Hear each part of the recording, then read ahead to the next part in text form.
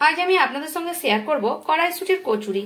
খুব সহজ পদ্ধতিতে একটা মুখরোচক খাবার, আর খুব ভালো লাগে খেতে। চলুন তাহলে দেরি না করে দেখে নিই আমার আজকের ভিডিওটি। কড়াইশুঁটির কচুরি বানানোর জন্য প্রথমে আমি পুরোটা রেডি করব। তার জন্য নিয়ে নিয়েছি কিছুটা পরিমাণ কড়াইশুঁটি, আর নিয়ে নিয়েছি আদা আর কাঁচা লঙ্কা। এগুলো সব প্রথমে আমি পেস্ট করে নেব একটা গ্রাইন্ডারের জারে দিয়ে। আদা, কাঁচা লঙ্কা আর কড়াইশুঁটিকে আমি ছোট জারটা নিয়েছি, আপনারা চাইলে বড় জারে পেস্ট করে নিতে পারেন। অল্প সামান্য একটু জল দিয়ে আদা দিয়ে কাঁচা লঙ্কা দিয়ে আমি পেস্ট করে নেব। পেস্ট করে নিয়ে ফিরছি আপনাদের কাছে। এখন আমি মটরশুঁটিটাকে কড়াইশুঁটিটাকে পেস্ট করে নিয়েছি। এবারে পুরটা বানাবো, তার জন্য একটা ফ্রাইং প্যান বসিয়ে নিয়েছি, আর তার মধ্যে আমি সাদা তেল দিয়ে দিলাম 1.5 চামচ পরিমাণ। এখন তেলটা গরম হলে দিয়ে দিচ্ছি হিং, দিয়ে দিচ্ছি অল্প একটু পরিমাণে। একটু হিং দিলে খুব ভালো টেস্ট হয়। আর দিয়ে দিচ্ছি কালো জিরে। এবারে আমি যে কড়াইশুঁটিটা রেখেছিলাম বেটে, এটা দিয়ে দিচ্ছি এর উপরে।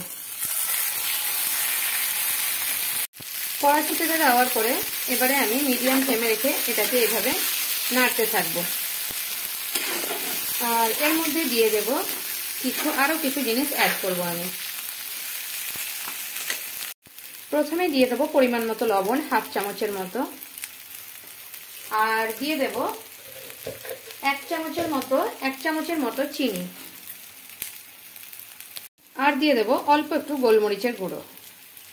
দিয়ে সবকিছু ভালোভাবে মিশিয়ে নেব। আর এটাকে যতক্ষণ না একটু ভালোভাবে ঝুরঝুরে টাইপের হচ্ছে ততক্ষণ এটাকে মিডিয়াম ফ্লেমে রেখে এভাবে তৈরি করে নেব। দেখুন এখন দেখাচ্ছি অনেকটা শুকিয়ে এসেছে, আর একটু শুকোতে হবে আমার এই পুরটাকে। এইভাবে মিডিয়াম ফ্লেমে রেখে আমি কখনো কখনো হাই ফ্লেমেও দিয়ে দিচ্ছি, একটু যাতে তাড়াতাড়ি হয় সেই কারণে। কিন্তু মিডিয়াম টু হাই ফ্লেমে রেখে এটাকে নাড়াচাড়া করে এভাবে শুকিয়ে নিতে হবে। এখন আমার এটা কড়াইশুঁটির যে পুরটা সেটা রেডি হয়ে গেছে। এটা ঠান্ডা হলে ঝুরঝুরে হয়ে যাবে। এবারে আমার এটা করতে 20 মিনিট টাইম লাগলো। আপনারা যে যার মতো টাইম নিয়ে করতে পারেন, মিডিয়াম ফ্লেমে, হাই ফ্লেমে, যেরকম। এবার গ্যাসের ফ্লেমটা বন্ধ করে দিলাম। এখন ফ্রাই প্যান থেকে কড়াইশুঁটির যে পুরটা সেটা আমি এভাবে একটা বাটির মধ্যে ঢেলে নিয়েছি। এবার আমি পুরিটা যে বানাবো তার জন্য রেডি করে নেব। আমি এখন কড়াইশুঁটির কচুরিটি যা বানাবো তার জন্য আমি ময়দা নিয়ে নিচ্ছি। আর ময়দাটা যে যার পরিমাণ মতো নিতে পারেন। এবার ময়দার মধ্যে দিয়ে দিচ্ছি 1/2 চামচ লবণ, আর এখানে 1/2 চামচের মতো চিনি দিয়ে দিচ্ছি, তাহলে কচুরিটার টেস্টটা খুব ভালো হয়। আর দিয়ে দিচ্ছি অল্প পরিমাণে একটু 2 চামচ মতো তেল। আর একটা জিনিস দিয়ে দেবো, সেটার জন্য কচুরিটার টেস্টটা খুব ভালো হবে, ঘি। 1/2 চামচ মতো ঘি দেব। এখানে ঘি নিয়ে নিয়েছি আমি, আন্দাজ মতো 1/2 চামচ মতো ঘি দিয়ে দিচ্ছি। ঘি দেওয়ার কারণে খুব ভালো হবে। এবারে শুকনো উপকরণগুলো হাত দিয়ে প্রথমে মাখিয়ে নেব। আমি এইভাবে মাখিয়ে নিচ্ছি। আমি শুকনো উপকরণগুলো হাতের সাহায্যে ভালোভাবে মাখিয়ে নিলাম। এবারে আমি অল্প অল্প জল দিয়ে এখানে একটা লুচির মতো ডো তৈরি করে নেব। এখানে অল্প অল্প জল দিয়ে লুচির মতো করে মাখিয়ে নিচ্ছি। এবার এটাকে আমি ময়দাটাকে লুচির মতো করে মাখিয়ে নিয়েছি, কিন্তু লুচিতে একটু শক্ত হয়, কিন্তু এটা একটু নরম করে মাখিয়ে নিয়েছি কড়াইশুঁটির কচুরিটা, কারণ ভরতে সুবিধা হবে পুরটা। তার আগে বলি যে যাদের হাতে একটু সময় আছে তারা 10 মিনিটের জন্য ময়দাটাকে ঢেকে রেখে দেবেন, তারপর আপনারা করবেন, তাহলে খুব ভালো হয়। 10 মিনিট পরে আমি ফিরে এসেছি। এবার ময়দাটাকে আরেকবার হাত দিয়ে এইভাবে মাখিয়ে নেব, তাতে খুব সুন্দর মটর পুরিগুলো হয়। তার আগে আমি বলে নিই যে এখানে আমি একটা লোহার কড়া বসিয়ে নিয়েছি, আর সাদা তেল গরম করতে দিয়ে দিয়েছি। আর ভাজাভাজির জিনিসগুলো কিন্তু লোহার কড়াতে খুব ভালো হয়।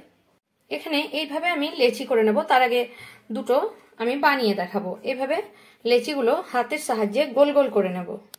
লেচিগুলোকে গোল গোল করে নিয়েছি। এবারে 2 হাতের সাহায্যে এইভাবে বাটির আকারে আমি তৈরি করে নেব।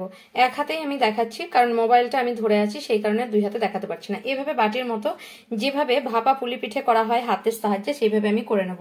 তারপর যে পুরটা আছে এই পুরটা আমি অল্প করে এখানে ঢুকিয়ে নেব। আর এভাবে ঢুকিয়ে নিয়ে এভাবে একটু চেপে চেপে পুরটাকে ভরে নেব। খুব বেশি পুর ভরা যাবে না, তাহলে কিন্তু বেরিয়ে যেতে পারে। তারপর 2 সাইডে এইভাবে চেপে দিয়ে 2 সাইডে এইভাবে দুই সাইড বন্ধ করে দিতে হবে। আমি আরেকটা আপনাদের দেখাচ্ছি, এবার দুই হাতে দেখাচ্ছি কারণ আমার মেয়ে এসে গেছে ভিডিওটা করছে সেই কারণে।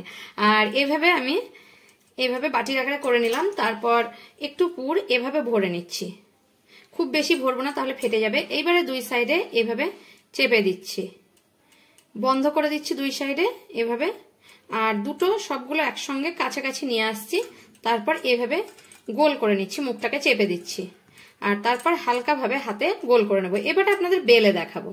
একটু এই যে এটার মধ্যে লেচির মধ্যে তেল নিয়ে নিয়েছি, আর হালকাভাবে আমি বেলে নেব, খুব বেশি মানে করব না তাহলে বেলাটা ভালো হবে না, মানে ফেটে যেতে পারে খুব চাপ দিয়ে বেললে। একদম ধীরে ধীরে বেলে নেব, একদম হালকা হাতে বেলে নিয়েছি। এভাবে আমি সবগুলো বেলে নেব। এখানে কড়াইয়ে তেলটা গরম হয়ে গেছে, এবারে একে একে সব পুরিগুলো আমি ভেজে নেব। এখানে দেখুন পুরিগুলো বেলে নিয়েছি। এখানে আমি একটা মটর পুরি কড়াইশুঁটির কচুরি দিয়ে দিলাম, হাই ফ্লেমে দিয়েছি কিন্তু। আর এভাবে আমি এভাবে একটু ছান্তার সাহায্যে এভাবে করতে থাকবো, এভাবে উল্টে নেব, কারণ এগুলো সব মানে পুরোপুরি ফোলে না কেন, কড়াইশুঁটিগুলো এক একটা গোটা থেকে যায়, আর সেই কারণে কিন্তু অতটা সবগুলো ফোলে না। এটা হালকা মতো ফুলেছে আর পুরো ফোলেনি, কিন্তু কড়াইশুঁটিগুলো যেহেতু গোটা গোটা থেকে যায়, মানে বেলার সময় একটু বেরিয়ে যায়, সেই কারণে পুরো ফোলে না। দেখুন কড়াইশুঁটির কচুরিটা আমার ভাজা হয়ে গেছে, একটু গোল্ডেন কালারে ভেজে নিয়েছি। আরও আমি একটা ভেজে রেখেছি আগের থেকেই, আর বাদ বাকিগুলো আমি ভেজে নিচ্ছি। দেখুন এই যে কড়াইশুঁটিটা ভাজছি এটা কিন্তু ফুলেছে, কারণ এটার মধ্যে কোনো ফুটো ছিল না, সেই কারণে। এইভাবে কয়েকটা ফোলে কয়েকটা ফোলে না, এতে কোনো অসুবিধার কারণে খেতে একই রকম টেস্ট হয়। দেখুন আর একটা থার্ড নম্বরে দেখাচ্ছি, তৃতীয়টাও কতটা সুন্দর আমার ফুলেছে। এক একটা কড়াইশুঁটি মানে গোটা গোটা থাকলে ফোলে না, নইলে পুরো ফুলে যায়। দেখেছেন তো কতটা সুন্দর। দেখুন আমি আমার 4টে পুরি আপাতত ভেজে নিয়েছি, আর বাদবাকিগুলোও পরে ভেজে নেব, দেখানোর জন্য 4টে ভেজে নিয়েছি। আমার ভিডিও যদি আপনাদের ভালো লাগে তাহলে আমার চ্যানেলকে সাবস্ক্রাইব করার অনুরোধ রইল, আর কমেন্ট করে জানাবেন আমার এই কড়াইশুঁটির কচুরিটা আপনাদের কেমন লাগলো। যদি ভালো লেগে থাকে তাহলে একটা লাইক করতে ভুলবেন না, প্রচুর প্রচুর শেয়ার করবেন, আর সাবস্ক্রাইবটাও করে নেবেন।